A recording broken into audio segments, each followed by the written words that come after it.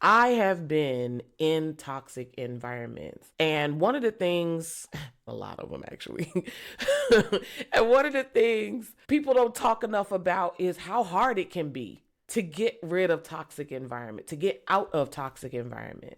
And so I wanted to take some time and just talk through this episode of getting out of, breaking free from toxic environments. The commonality between the two is that sometimes it can be difficult to exit toxic environments, right? You're figuring, oh, it can't be that hard to get out of the toxic environment. If I'm feeling stifled, if I'm feeling undervalued or abused or misused or overlooked, right? Or mishandled, I should be able to be like, adios, deuces, gotta go, no problem, I'm done.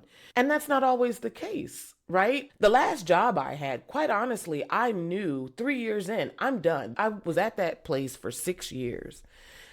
I knew after 3 years it was toxic to me. It might have been a place where other people really found whatever they found that worked for them, but it had done for me all it could do. There wasn't a lot of respect. I constantly felt overlooked. I constantly felt undervalued. And after 3 years of being in that position, I knew I need to move on. I had only gotten the job because I had to close my business because it was '09 and the recession had hit, right? So I knew I had to get this job because apparently when you have kids, you have to feed them.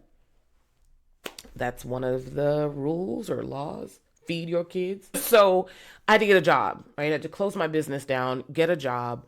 So 3 years comes. I know I should be done with this job. It is not serving me, and it is a really toxic working relationship, toxic working environment.